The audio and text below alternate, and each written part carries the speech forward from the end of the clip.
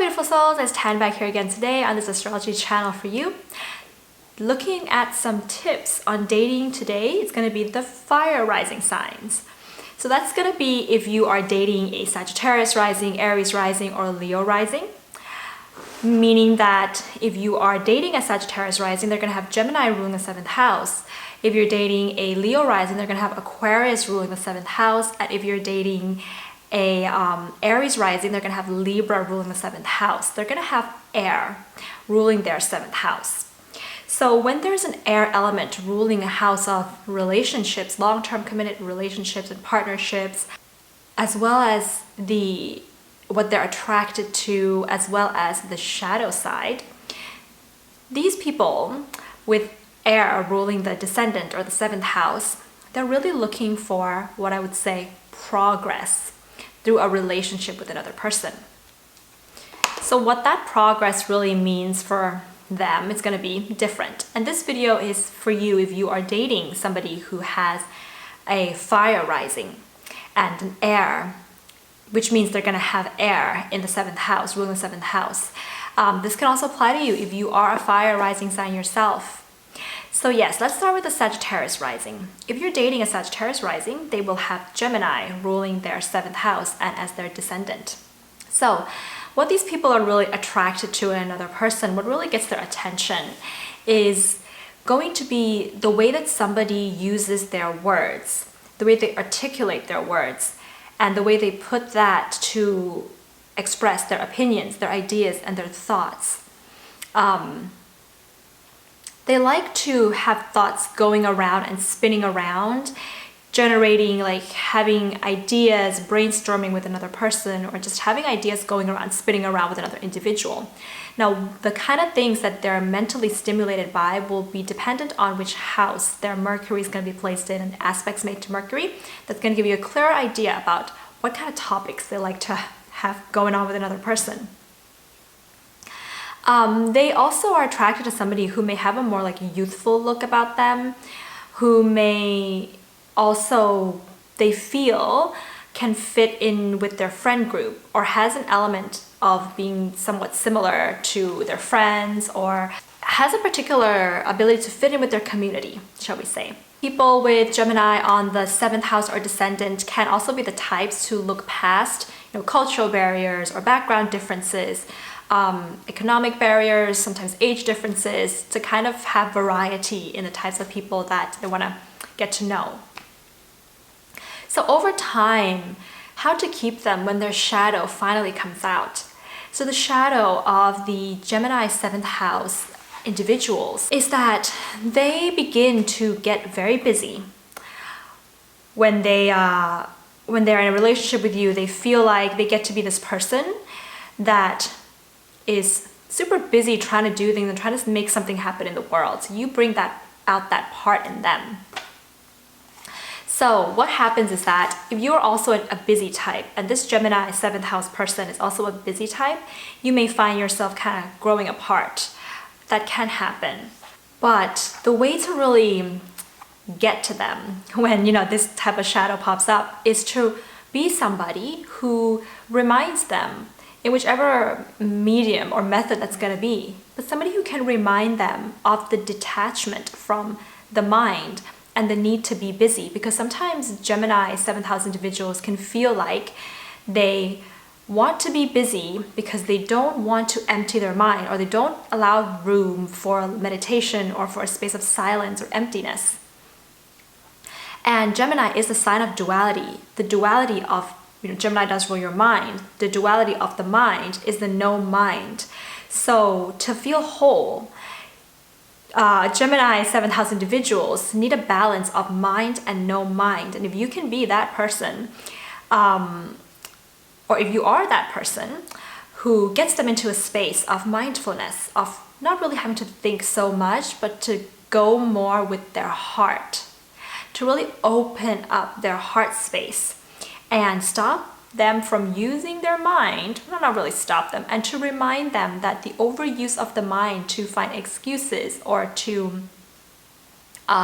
rationalize every single situation can sometimes stop them from really listening to their heart. And sometimes they may even use their mind to rationalize the fact that they have already opened up their heart when maybe they haven't yet.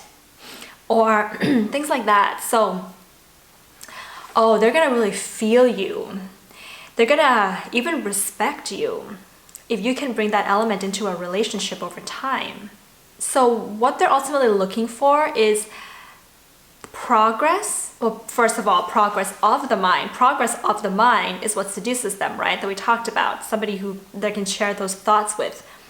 Progress of the mind is what seduces the Gemini 7th house. But progress from the mind is what keeps them with you long term and committed long term. So if Gemini 7th house individuals think about you and they can still feel anything really, they think about you and they just feel something for you, you know that they are in it for the long run. Because for them to even think about you and to really feel like consistently have that feeling for you, now they can have other things going on in their chart that is, you know, having an overabundance of water and they're very feeling type of a person. But generally speaking, this particular archetype, when they think about you, they want to keep being able to keep up the feeling for you. And if they can do that, they can feel something really in their heart space, then you know that they're going to be in it for the long run. So for Aries rising individuals, if you have an Aries, if you're dating somebody who's an Aries rising, they're going to have Libra ruling their 7th house. And what Libra 7th house individuals are attracted to, first of all, they're going to have to search for somebody who needs to be good looking. So they're going to be attracted to somebody, you know, it's going to be the body first, the physical appearance first. They need somebody who they feel that is, you know, is beautiful, is good looking, sometimes trendy and has a bit of a style going on. Trendy style even. But beyond that, they're also looking for a personality that has a certain amount of sweetness, caring type of an energy, where they're attracted to people who kind of get them, know what they want, know what their needs and desires are at certain times, and is willing to be sweet about meeting those desires for them. Pleasing you, shall we say. Yes. Libra 7th house individuals are looking for somebody who is going to please them in one way or another. They're also looking for somebody who is a good communicator and can bring a different perspective to them when they're looking at something. They're kind of looking for a whole package. They're looking for a little bit of this and that here and there to make up a harmonious package in a person. And flirtiness is also what they really like to do when they are attracted to somebody, and they like somebody who can flirt quite well, and they're going to be prone to flirting as well. So if you would like to keep them, you know, over time, when their shadow finally comes out, what you may notice with regards to their shadow is that Libra in the 7th house individuals are fighting inside themselves. There's an inner tension there with regards to intuition versus insecurities and fears, that they may not be able to tell the difference between these two, because there's a very thin line between doing something that is out of good intuition versus insecurities. Insecurities, sometimes it can feel like intuition. Intuition can sometimes feel like insecurity. And that is what is underlying the Libra 7th house individuals with their indecision that may come in a relationship. If you notice indecisiveness, and they are overcompensating for this indecisiveness by just saying yes. Yes, yes, yes, I'll do it. Yes, yes, yes, it's okay. Yes, everything is fine. But there's resentments building up over time. It's because they haven't yet worked on how to distinguish intuition from insecurity. Some tips for coping with this shadow side of the Libra 7th house individuals is that you can ask them questions. You can offer them feedback and reflection by asking specific questions that gets them in touch with their intuition, so they can distinguish between their fears and their intuition. So some questions that you may ask them might be, what is the next step that you feel you should take in this particular situation based on your personal past experience, rather than based on what you feel you should do? What do you think is the best solution. You may also ask them, how do you feel in this situation? What is your body telling you? Does it feel good? Does it not feel good? And how can you make a decision from that? You can also ask them, how are you going to make this particular decision based on your knowledge of the situation? Whether that means a knowledge that is based on your own experience, or a knowledge that is based on what you've studied, knowledge that is based on knowing other people around you and observing the people around you. How can you use that knowledge to make a decision in this situation? Just kind of like divert them away from the shoulds of a particular situation so that they can reflect, and not so that you give them that sense of rationalization and grounding, so that they are not operating on some past fears. So they're ultimately looking for progress of their intuition through a particular relating. When the 7th house Libra individuals think about you, and if they feel aligned when they're thinking about you, they're feeling intuitively aligned with you. You know that they're going to be in it for the long term, and that things are going to work out. And last but not least, if you're dating a Leo rising individual, this means that they're going to have Aquarius ruling the 7th house and on the descendant. And with Aquarius ruling the 7th house, what these people are really attracted to is somebody who has a certain amount of principles. Somebody who believes in something in this life and has something that they feel is a worthy cause to live their life for. They're looking for somebody who is empathetic and is not just having empathy for you in this relationship and cares for you in this relationship, but they're looking for somebody who cares for the whole world, who cares for human beings and the environment and animals, and has empathy for the whole world. They kind of may not even like it if everything is focused, and if you're just caring for them in this relationship, and you're kind of like shunning away the world and your community. They might not even like that. They're also looking for somebody who is like a good listener, and by being a good listener, that you're willing to listen to their strange, quirky ideas and their creative ideas and things that they want to do, and is understanding of that, and is embracing and is tolerant of that.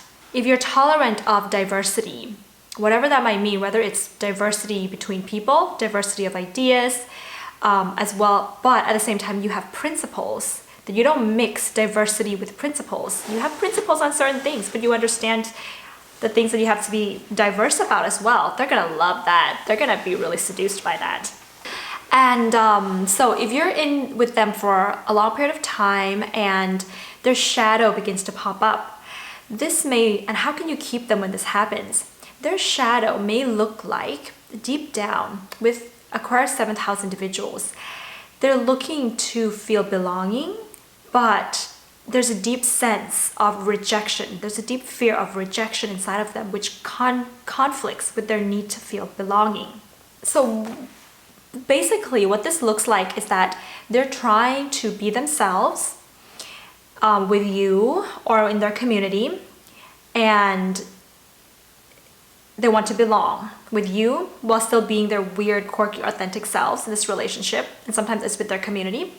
So if you feel like they're isolating themselves, they're holding something back, they're off doing their own thing and they're not telling you, this means that they can't be themselves.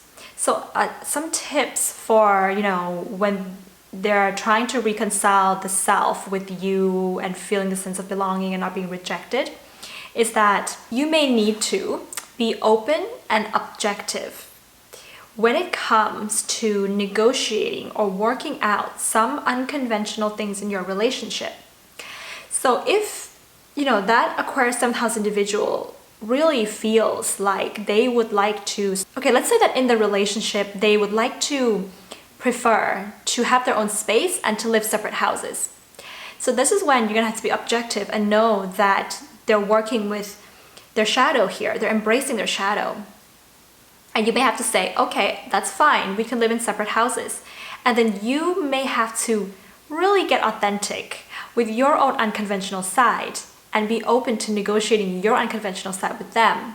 Whatever that might be. Maybe your unconventional side is that you would like to do a tarot card reading with them every single weekend because you just like it. So you may have to say, we can live in separate houses if you'd like, but I would like to do tarot card readings with you every single weekend. So that is like, how you work with diversity in your relationship here.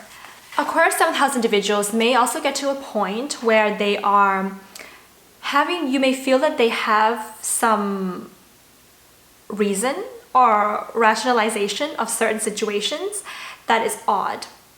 It's because, the Aquarius 7th house individuals are looking for progress of their consciousness. And sometimes when they're trying to progress their consciousness, they feel like they're more, selfish desires are getting in the way of that. And sometimes they may flop back and forth between making excuses that their raw desires are okay, and they're going to give in to it, versus sometimes they're going to feel like they're going to shun their raw desires because they're trying to raise consciousness and they're trying to do things for humanity and the world by not falling into their raw desires, which some raw desires of theirs may not be really good for the world or the environment. So they can be like trying to work this out in their mind. They're in their head. They're thinking, they're working this out. And so when that happens, some of the tips there may be to just let them do it. And don't ever tell Aquarius 7th house individuals what to think or what to do. They don't like it. They will not tolerate you telling them what to do and how to think about something. So let them have their space to experiment, to figure things out, and they'll love you for that. If Aquarius 7th house individuals think about you and they still feel accepted by you, that is when you know that they're going to be in it for the long run. Versus them thinking about you and no longer feeling accepted or feeling like they belong, like their sense of true identity and self is feeling belonging in this relationship with you, that's going to be like something that, may not keep them around. So that's going to be my take on tips for dating the fire rising signs. If you're dating one, do comment below. Let us know what your experiences have been. If you want to add anything to this video, you can of course comment below. And if you like the video, give it a thumbs up and hit the subscribe button if you haven't. If you already subscribed, thank you very much for coming along. Sending everyone out there so much love and happiness in these times. And yes, I'll see you soon, beautiful souls, and have a beautiful day. Bye.